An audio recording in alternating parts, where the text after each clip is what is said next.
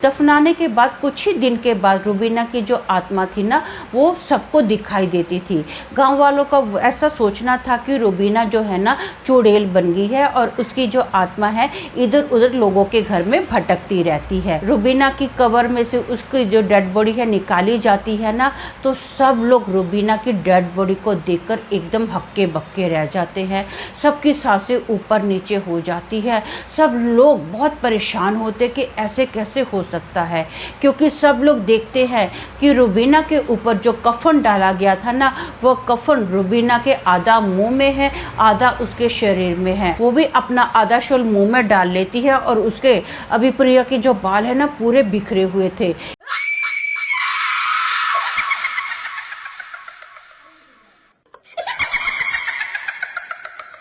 Hello दोस्तों, मेरा नाम अमन है। मैं आप सभी के मनपसंद यूट्यूब चैनल कहानी रंगमंच में आपका स्वागत करती हूं। उम्मीद करती हूं कि आप सभी अच्छे और स्वस्थ होंगे। इसी तरह की वीडियो देखने के लिए आप मेरे चैनल को सब्सक्राइब कीजिए और हाँ, बेल आइकन को दबाना मत भूलना, ताकि आपको आने वाले वीडियो के नोटिफिकेशंस मिलते रहें। तो चलिए शुरू करते हैं आज का भयानक किस्सा। दोस्तों, आज का जो किस्सा है ये रोहतक का किस्सा है। यहाँ पर ना एक फैमिली रहती है जिसमें हस्बैंड वाइफ और उनके 2 बच्चे हैं।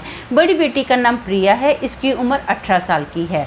प्रिया का एक छोटा भाई है जिसका नाम आकाश है, इसकी उम्र 10 साल की है। एक बार ना गांव से आकाश का एक कज़न ब्रदर आता है जिसका नाम है सूरज। सूरज की उम्र 19 साल की है।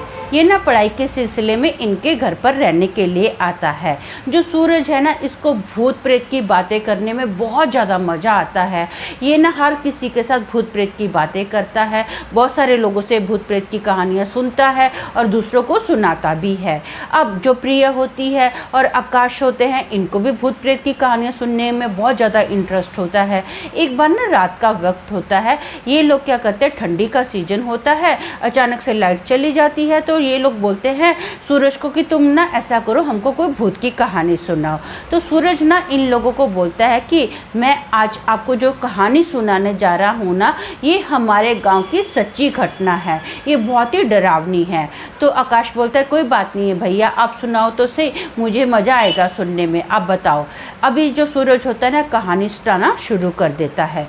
सूरज बताता है कि हमारे गांव में ना एक मुस्लिम लड़की रहती थी, इसका नाम रुबीना था। जो रुबीना थी उसके परिवार में से उसका कोई भी नहीं था, सब लोगों की मृत्यु हो चुकी थी। रुबीना खुद भी बहुत ज़्यादा बीमार रहती थी, इसकी उम्र 35 साल की थी, इसकी शादी भी नहीं हुई थी। बीमारी की वजह से ना रुबीना की मौत हो गई। अब गांव वालों ने क्या किया, मौलवी साहब को बुलाया और रुबीना को ना दफना दिया। दफनाने के बाद कुछ ही दिन के बाद रुबीना की जो आत्मा थी ना, वो सबको दिखाई देती थी। गाँव वालों का ऐसा सोचना था कि रुबीना जो है ना चुड़ैल बन गई है और उसकी जो आत्मा है इधर उधर लोगों के घर में भटकती रहती है। सब लोग बहुत ज़्यादा परेशान थे, हैरान थे कि क्या किया जाए। तो सब लोग मौलवी साहब के पास गए और उनको बताया कि ऐसे ऐसे रुबीना की जो आत्मा है ना भटक रही है। तो मौलवी साहब बोलते कि ठीक है, हम लोग ऐसा करते हैं, रुबीना की कब्र पर जाते हैं और उसकी डेड बॉडी को फिर से निकालते हैं ज़मीन के अंदर से। ऐसा ही होता है। सुबह का वक्त होता है, पूरे जो गांव वाले लोग होते हैं ना, रुबीना की कब्र पर जाते हैं, मौलवी साहब भी आ जाते हैं। जब अभी रुबीना की कब्र में से उसकी जो डेड बॉडी है निकाली जाती है ना, तो सब लोग रुबीना की डेड बॉडी को देखकर एकदम हक्के बक्के रह जाते हैं। सबकी सांसें ऊपर नीचे हो जाती है।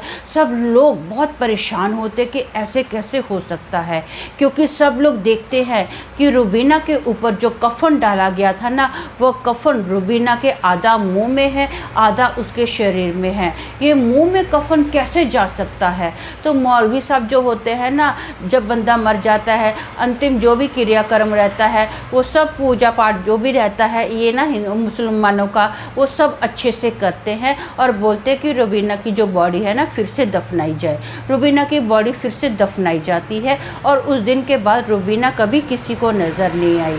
इतने में ना अचानक से लाइट आती है। जैसे ही लाइट आती है ना, तो सूरज अपनी बड़ी बहन को देखता है। उसकी जो बड़ी बहन होती है ना, मैंने आपको बताया था कि ठंडी ठंडी का सीजन है, उसने ना सफ़ेद कलर का शॉल ओढ़ा हुआ था। वो क्या करती है, अभी उसकी बड़ी बहन आकाश की, वो भी अपना आधा शॉल मुंह में डाल लेती है और उसके अभी प्रिया के जो बाल है ना पूरे बिखरे हुए थे। ये देखकर आकाश इतना ज़्यादा डर जाता है, जोर से चीख मारता है और ढार देने ज़मीन पर गिरता है। अब प्रिया जो होती है ना अपने भाई को बोलती है, मैं मजाक कर रही थी, मैं मजाक कर रही थी, मैं कोई भूत प्रेत नहीं हूँ, मैं कोई चुड़ैल नहीं हूँ, मैं तो सिर्फ मजाक कर रही थी। इतने में अभी आकाश के मम्मी डैडी भी आ जाते हैं। वो ना आकाश को हिलाने की कोशिश करते हैं, आकाश उठ, आकाश उठ। जो आकाश था ना उसका दिल का दौरा पड़ता है और ऑन द स्पॉट वहीं पर उसकी मौत हो गई थी। अब पूरा जो परिवार होता है ना प्रिया को बहुत ज़्यादा डांटता है, मारता भी है। अब मारेगा तो पूरा परिवार कितना मारेगा, बच्ची को मार तो नहीं डालेगा। लेकिन आकाश जो था ना हमेशा के लिए ख़त्म हो गया।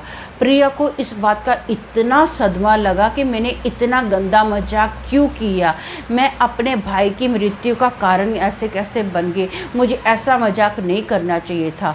उस दिन के बाद जो प्रिया थी ना एकदम शांत रहना स्टार्ट कर दी। उसको अपने भाई की मौत का बहुत ही गहरा सदमा लगा। वो ज़्यादा किसी से बात नहीं करती थी, चुपचाप ही रहती थी, वो पूरा टाइम ऐसा ही रहती थी। तो दोस्तों मेरा मानना ये है कि ऐसा गंदा मजाक कभी किसी के साथ नहीं करना चाहिए, ख़ास तौर पर भूत प्रेत का। हमको नहीं पता है कि सामने वाले के दिल दिमाग में या दिल पर ऐसे ये बातें, ऐसी भयानक घटना जो है कब असर कर जाए, उसको कुछ भी हो सकता है। इसका नतीजा तो आपने देख ही लिया कि आकाश की जान चलेगी, किसी को हो सकता है कि ब्रेन अटैक आ सकता है, कुछ भी हो सकता है। तो ऐसा गंदा मजाक कभी किसी के साथ ना करो। कहानियाँ सुनने सुनाने में ठीक है, वो भी उसको सुनानी चाहिए जो इस कहानियों को, ऐसी कहानियों को बर्दाश्त कर सके। तो आज के लिए बस इतना ही, कल फिर मिलेंगे और एक भयानक किस्से के साथ। तब तक के लिए शालोम, शांति और सलाम।